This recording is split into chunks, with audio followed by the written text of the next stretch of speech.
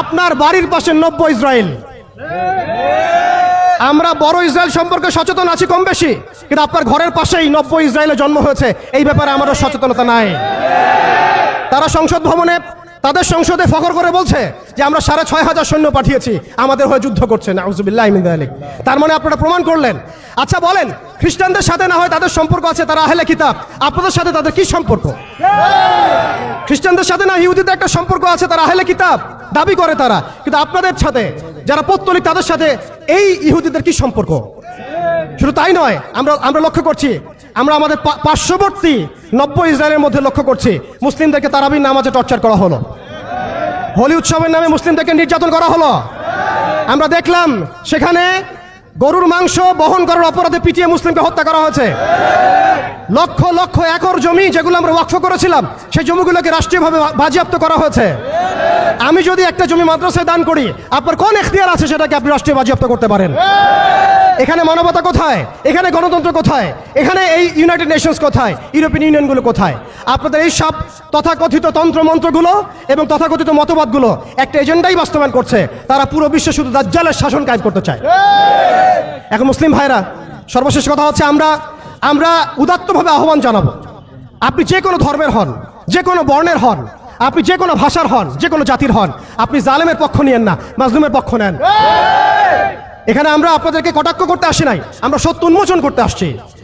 আপনি জালেমের পক্ষ নিয়েন না, মাজলুমের পক্ষ নেন। আল্লাহ চান তো কোনো না কোনো দিন আল্লাহ আপনাকে হেদায়েত দিবেন ইনশাআল্লাহ। আপনি মানবতার দাবি থেকে এই জায়গায় দাঁড়ান। এই অবস্থা যখন চলছিল তখন কি আমরা ঘুমিয়েছিলাম? উত্তর না। বিগত ১০০ বছর আমরা ঘুমিয়ে থাকি নাই, সবাই চেষ্টা করেছে কম বেশি, কিন্তু এইসব তন্ত্রমন্ত্রের জালের মধ্যে পড়ে, এইসব তন্ত্রমন্ত্রের গোলকধাঁধায় পড়ে, এইসব নৈতিকতার অবক্ষয়, ইমানের দুর্বলতা, হারাম খাওয়া, সুদে লিপ্ত হওয়া, আমাদের এই মাদক, এই জেনা, এই ফ্রি মিক্সিং, এই পর্নোগ্রাফি, এই সমস্ত কিছুর মধ্য দিয়ে আজকে আমরা আমাদের সেই ইমানি জাজবাকে হারিয়ে ফেলেছি। এখন সময় হচ্ছে সেই জাজবাকে আবার ফিরিয়ে নিয়ে আসা। অতএব আমাদের করণীয় এখান থেকে উঠে আসবে। দেখুন, আপনি গাজায় গিয়ে যুদ্ধ করতে না পারলেও যে অনিবার্য যুদ্ধ তারা আমাদের উপর চাপিয়ে দিবে, সেটা কিন্তু এই অঞ্চলের দিকেও ছড়িয়ে পড়বে। কারণ হাদিসের মধ্যে এসেছে যে মাসিহুদ দাজ্জাল পুরো বিশ্বকে শাসন করবে, শুধুমাত্র মক্কা মদিনায় ঢুকতে পারবে না।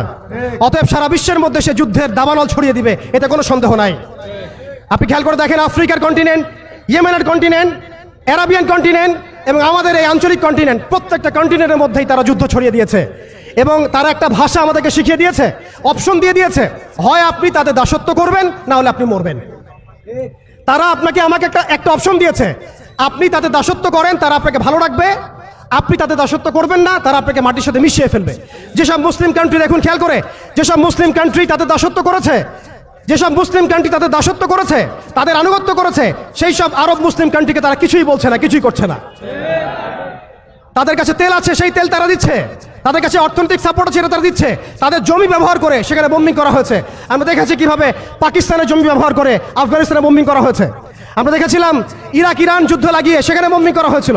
আমরা লিবিয়া, সোমালিয়া, মালি, এই তারপরে আপনার ইয়েমেন, জর্ডান, লেবানন, প্রত্যেকটা জায়গার মিসাল দিতে পারি যেখানে মুসলিম ভূমিগুলোকে ব্যবহার করে তারা মুসলিমদের উপর বোম্বিং করেছে আর মুনাফিকদেরকে তাদের সহযোগী হিসেবে রেখেছে। অতএব তাদের অপশন হচ্ছে, হয় আপনি তাদের দাসত্ব করবেন, না হলে মরবেন। যারা দাসত্ব করেছে তারা সুখে আছে, তাদের কোনো সমস্যা নাই। ইভেন গাজ্জাবাসীর কান্না ওদের কানে পৌঁছায় না, এই বাচ্চাদের মগজের খুলি তাদের কাছে, তাদের চোখে ভাসে না, এই বোনদের ধর্ষণের চিৎকার তাদের কাছে যায় না, এই শিশুদের হাহাকার তাদের কাছে যায় না, এক ফোঁটা পানির জন্য তারা কাঁদছে, এই কান্না তাদের কাছে যায় না। তাদের এই হৃদয় নেফাক দিয়ে এমনভাবে পরিপূর্ণ হয়ে গেছে, তাদের কাছে এই মানবতাহীনতার এই কাজগুলো, দৃষ্টান্তগুলো ওদের কলবের মধ্যে কোনোই দাগ কাটছে না। প্রিয় ভাইরা, এটা কেন হয়েছে? তাদের নেফাকির কারণে। অতএব আপনি যদি দাসত্ব করেন, নেফাকিতে চলে যান, আপনারও কোনো সমস্যা হবে না। কিন্তু আমি অনেস্টলি প্রশ্ন করতে চাই, আপনার মধ্যে কি আল্লাহর ভয় নাই? আপনার আমার মধ্যে কি কাল কিয়ামতের মাঠে জবাবদিহিতার ভয় নাই? আপনি আমি কি লা ইলাহা ইল্লাল্লাহ বিশ্বাস করি না? আপনি আমি কি মুহাম্মদুর রাসূলুল্লাহ বিশ্বাস করি না? আপনি আমি কি মুহাম্মদ রাসূলুল্লাহর উম্মত নই?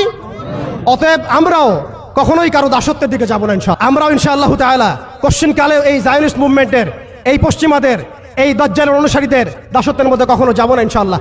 তারা আমাদেরকে অপশন দিয়েছে, হয় দাসত্ব করো, না হলে মরো। আমরাও বলে দিব, আমরা ইনশাআল্লাহ তাআলা শহীদ হয়ে যাব, তবু তোমাদের দাসত্ব করবো না ইনশাআল্লাহ। দাসত্ব না, স্বাধীনতা।